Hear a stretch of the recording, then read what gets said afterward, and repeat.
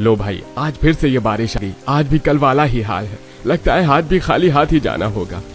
मुकेश धीरे धीरे अपने ठेले को लेकर राशन वाले की दुकान पर जाता है।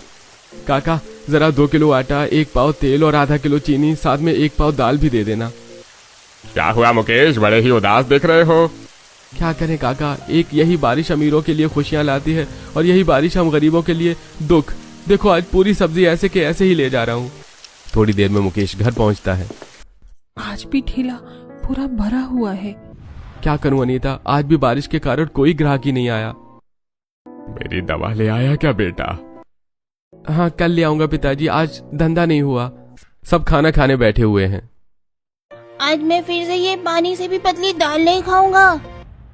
अच्छा, तू तो बड़ा ही नाराज होने लगा है। अच्छा जा बाहर जाकर ठेले से गोभी उठा ला, आज हम सब गोभी खाएंगे। सच्ची? मुच्ची बेटा। घर में अनीता गोभी की रसीली सब्जी बनाती है और सब खुशी खुशी खाना खाते हैं। अगले दिन मुकेश फिर उम्मीद के साथ ठेला लिए निकलता है, लेकिन आज होनी को कुछ और ही मंजूर था। और तेज बारिश के चलते बिजली के खंभे से चिपकने के कारण मुकेश की मौत हो जाती है। आप कहाँ चले गए, हम सबको छोड़कर? अब हम किसके भरोसे रहेंगे जी? हमारा तो बुढ़ापे का सहारा ही छिन गया। अब हमारा क्या ही होगा प्रभु? प्रभु, ये तूने क्या किया? अब इस बुढ़ापे में तो हम कहीं भी काम करने लायक भी नहीं है। अगले ही दिन से घर में खाने की दिक्कतें होने लगती हैं और अनीता अब नहीं समझ पाती कि वो क्या करे। मम्मी, बड़े जोरों की भूख लगी है, क्या करूं? बच्चे भी भूखे हैं। आज के लायक तो आटा है, पता नहीं कल से क्या होगा। अनीता की एक पड़ोसन राधा मिलने आती है। अनीता, कुछ जरूरत हो तो बताना, मैं तुम्हारी हर संभव मदद करूंगी। राधा दीदी, मुझे कोई काम दिला दो, घर के हालात बहुत खराब है। तुम मेरी तरह काम करना शुरू कर दो। तुम कहो तो मैं कहीं बात करूं? ठीक है दीदी, आप बात करना। दाल का डिब्बा खाली देखकर अनीता घर में पड़ी सब्जी में से आलू गोभी निकालकर बना लेती है, जिसे देखकर कल्याणी और राजेंद्र रोने लगते हैं। अब ये आलू गोभी हमसे तो नहीं खाई जाएगी, ये सब्जियां किसी को बांट दे। हिम्मत से काम लो कल्याणी, घर में अब कोई भी कमाने वाला नहीं है। कहीं ये सब्जियां भी किसी को दे दी तो हमारे साथ साथ बच्चे भी भूखे मर जाएंगे। पिताजी, मैंने राधा दीदी से बात कर ली है, कल वो मुझे कहीं काम दिलाने जाएंगी। अरे, अब मेरी बहू दूसरों के घर झाड़ू पोछा करेगी। पिताजी, कुछ तो करना ही पड़ेगा ना, वरना इस घर का खर्चा और इन बच्चों की पढ़ाई का क्या होगा? माँ, मैंने सोच लिया है कि अब मैं पढ़ाई नहीं करूंगी। लेकिन क्यों बेटा? हाँ दीदी, आप स्कूल क्यों नहीं जाओगी? मैं अब माँ का हाथ बटाया करूंगी। माँ, अब अकेले दोनों की पढ़ाई का भार नहीं उठा सकती सोनू। अगले दिन से अनीता राधा के साथ एक बड़ी सी कोठी में साफ सफाई का काम शुरू कर देती है। काम अच्छे से करना, मुझे गंदे बर्तन बिल्कुल भी पसंद नहीं है, इस बात का ध्यान रखना। जी मेम साहब, मैं आपको शिकायत का कोई भी मौका नहीं दूंगी। इधर अनीता सुषमा के यहाँ बड़े ही मन लगाकर काम करती है और सुषमा भी अनीता के काम से बड़ा ही खुश थी। फिर एक दिन अनीता काम करने पहुंचती है। पूरा घर खाने से महक रहा होता है। आज तो मेम साहब ने कुछ बड़ा ही अच्छा बनाया है। इतनी अच्छी खुशबू किस चीज की है? क्या हुआ अनीता, क्या सोच रही हो?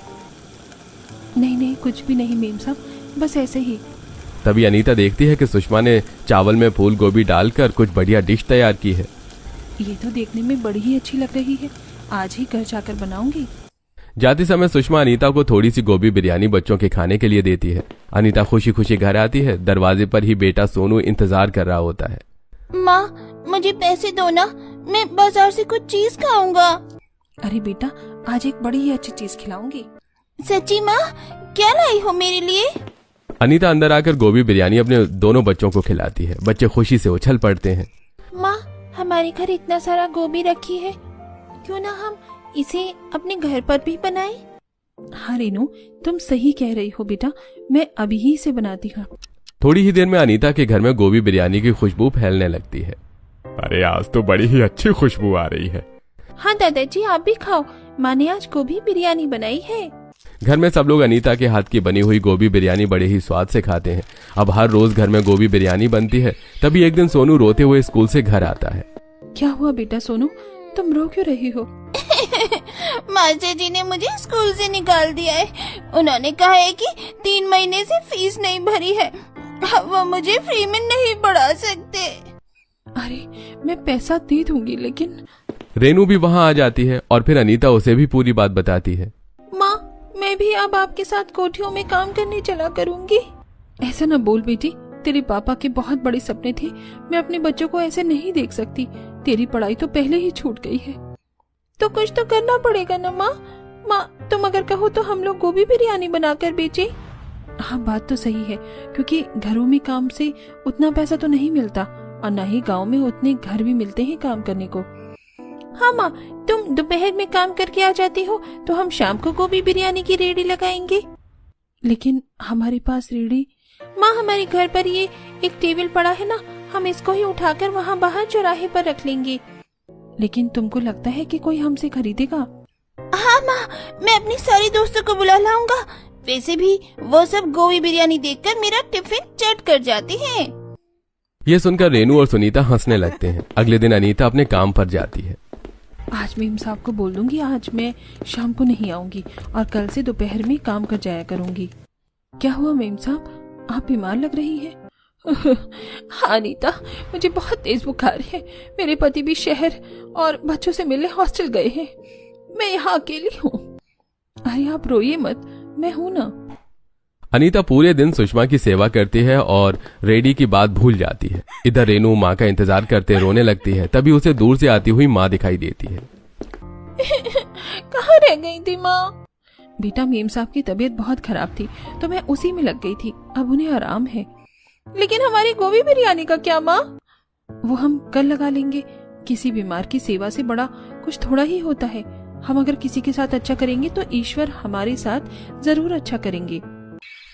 अगले दिन दोनों माँ और बेटी रेडी लगाते हैं और उनकी रेडी पर कुछ लोग गोभी बिरयानी खाने आते हैं, जिसे देखकर दोनों फूले नहीं समाते। भैया, आपको हमारी गोभी बिरयानी का स्वाद कैसा लगा?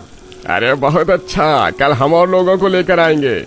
अनीता और रेनू बहुत खुश होते हैं। पहले दिन उनकी ठीक ठाक बोनी हो जाती है। अब देखते ही देखते उनकी टेबल पर रखी रेडी अच्छी चलने लगती है। आसपास के रेडी वालों को उनसे बहुत जलन होने लगती है। तभी एक दिन, माँ, आसमान में देखो कितने काले बादल छाए हैं। हाँ बेटा, मुझे भी डर सता रहा है।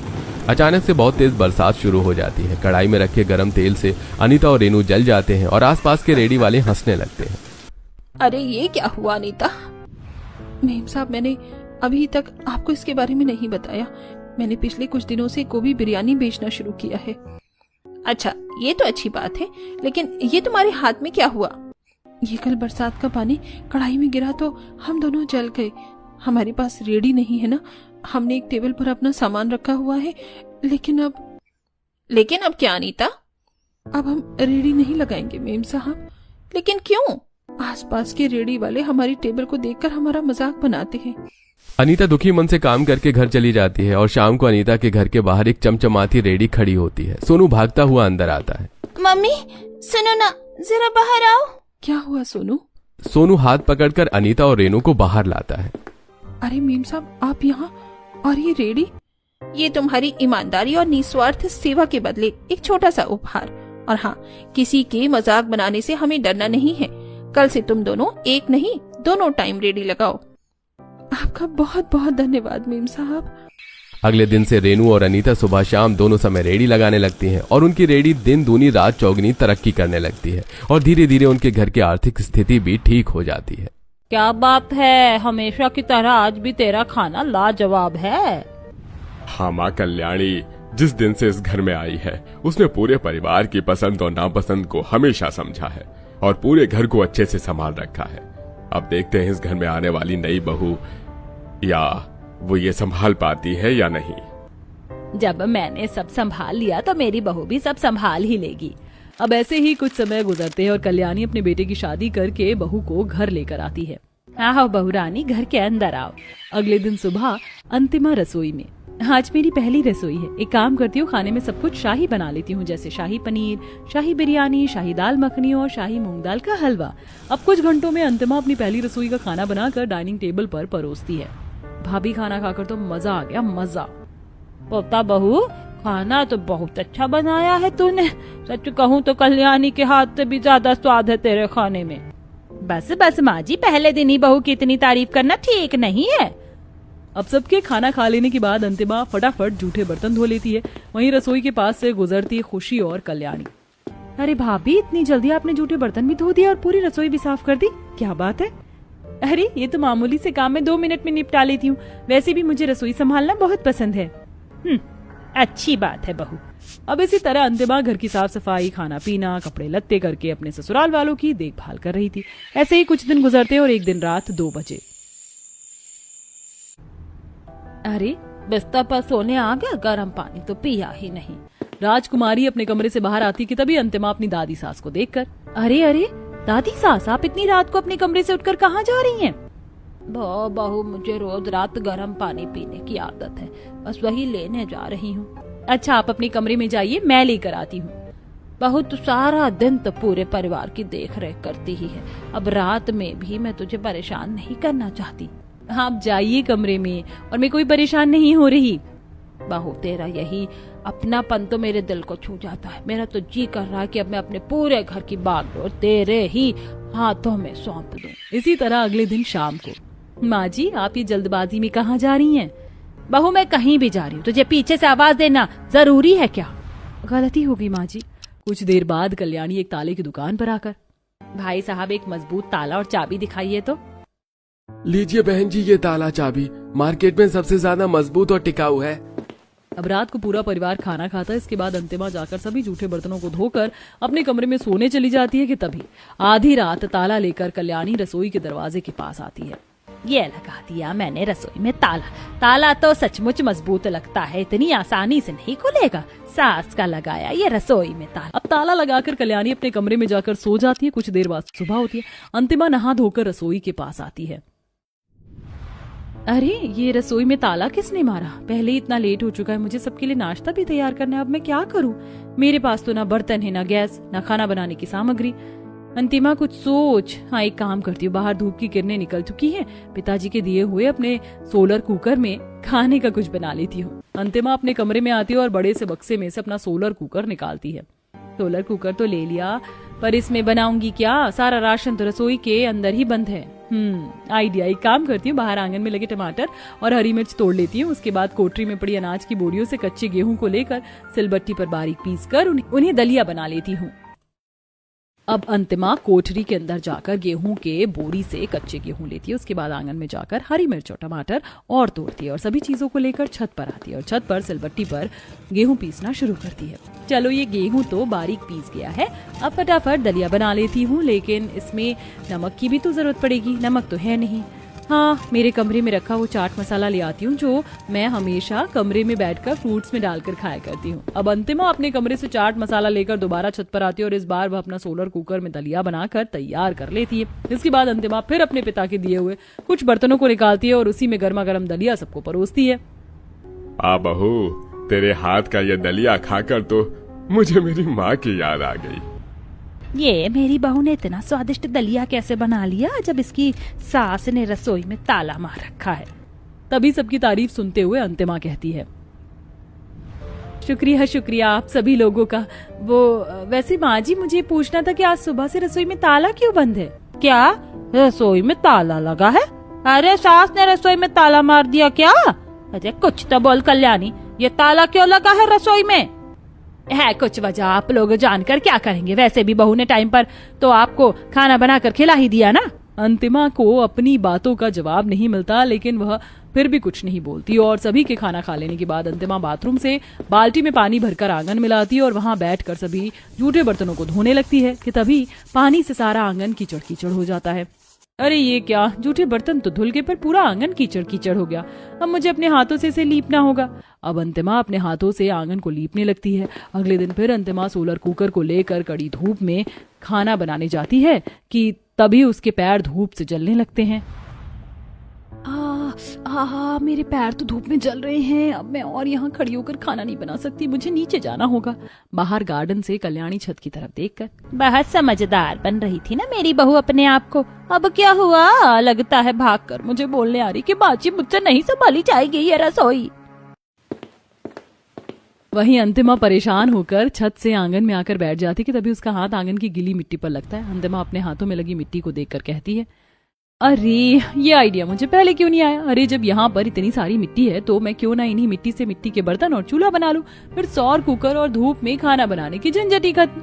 अब अंतिमा सभी गीली मिट्टी को इकट्ठा करके अपने हाथों से अपना मिट्टी का चूल्हा और कुछ मिट्टी के बर्तन भी बनाकर तैयार करती है। चलो, मेरा मिट्टी का चूल्हा और मिट्टी के बर्तन तो बनकर तैयार हो गए। अब एक काम करती हूँ, किराने की दुकान से जाकर 10 रुपए वाले मसाले के पैकेट और कुछ खाने का सामान ले आती हूँ और साथ ही बाहर कुछ लकड़ियों को भी चुन लूंगी। अब अंतिमा सड़क पर आकर गिरी हुई लकड़ियों को उठाती है। उसके बाद किराने की दुकान से सस्ते सस्ते मसाले के पैकेट, नमक और कुछ खाने का सामान लेकर आती और फिर उसके बाद अपनी मिट्टी के चूल्हे पर मिट्टी के बर्तनों को चढ़ाकर उस पर खाना बनाना शुरू करती है। कितना काला काला धुआं निकल रहा है इस चूल्हे में से, ऊपर से इतनी गर्मी लग रही, मेरी पूरी साड़ी पसीने से गीली हो गई है। दूर खड़ी राजकुमारी, ओहो भगवान, मेरी बहू बेचारी कितना परेशान हो रही है, ना जाने कब इसकी सास रसोई का ताला खोलेगी। अब कुछ देर बाद मिट्टी के बर्तनों में अंतिमा अपने पूरे परिवार वाले को खाना परोसती है। वैसे तुम्हारा अंतिमा ये चूल्हे पर बना खाना बहुत स्वादिष्ट लग रहा है और साथ ही मिट्टी के बर्तन में पकी सब्जी का अलग ही स्मोक फ्लेवर आ रहा है। मुझे तो अपने गांव की याद आ गई अपनी बहू का खाना खाकर। शुक्रिया आप सभी लोगों का। अब इसी तरह अंतिमा अपने पूरे परिवार को खुश करने में लगी हुई थी। इस दौरान अंतिमा का कई बार चूल्हे पर खाना बनाने से हाथ भी जल जाता था, तो कभी कभी उसके शरीर पर गर्मी से लाल लाल दाने हो जाते थे। तभी एक दिन जब अंतिमा अपने जले हाथों से खाना परोस रही होती है तो ये भगवान, मेरी बहू का तो पूरा हाथ जला हुआ है। इतना सब कुछ होने के बाद भी बहू चुपचाप अपने कर्तव्य को निभाते जा रही है। मेरी बहू तो सच में बहुत अच्छी है। जहाँ कल्याणी को अपने मन में शर्मिंदगी महसूस हो रही होती है, वहीं दादी सास ये सब देखकर, अरे बहू, और कब तक तू ऐसे ही अपनी रसोई में ताला लगा कर रखेगी? देख, तेरे ताला लगाने के बाद भी बहू ने हम सबका दिल जीत रखा है और साथ ही बेचारी के शरीर पर कितने जख्म आ गए हैं। हाँ माँ जी, ये बात तो मैं भी समझ गई हूँ। मेरी एक गलतफहमी की वजह से मैंने अपनी अच्छी खासी बहू के साथ बहुत गलत किया। कैसी गलतफहमी कल्याणी? उस रात 2 बजे माँ जी जब आप गर्म पानी पीने के लिए रसोई की तरफ आ रही थी और जब आपने बहू से कहा कि मैं तो चाहती हूँ कि घर का सारा बागडोर मैं तेरे हाथ में दे दूँ, उस दिन मेरे मन में एक तुच्छ विचार आया अपनी बहू के प्रति कि मेरी बहू इसी तरह इस पूरे घर पर कब्जा कर लेगी। इतनी बड़ी गलतफहमी माँ जी आपके दिल में आई कैसे? मैं तो हमेशा आपको अपनी माँ की तरह समझती थी और दिन रात आपकी सेवा करती थी ताकि आपको कोई दिक्कत ना हो। गलती हो गई बहू, मुझे माफ कर दे। अब मैं खुद अपने हाथों से रसोई पे लगे ताले को खोलूंगी। अब कल्याणी चाबी घुमाकर ताला खोलती है, फिर रसोई के दरवाजे को खोलती, तभी राजकुमारी कहती है, देखा कल्याणी, आज तेरी बहू ने अपनी समझदारी और प्यार से हम सबका दिल जीत लिया और साथ ही रसोई पर लगे ताले को भी खुलवा लिया। किसी ने सही ही कहा है, रसोई पर ताला लग सकता है लेकिन प्यार और समझदारी पर नहीं। और बहू ने भी साबित कर दिया कि रिश्ते ताले से नहीं, प्यार और दिल से खुलते हैं। इस दिन के बाद से अंतिमा को उसकी रसोई मिल जाती है, जहां वह फिर से स्वादिष्ट स्वादिष्ट व्यंजन बनाकर अपने ससुराल वालों को खिलाती है।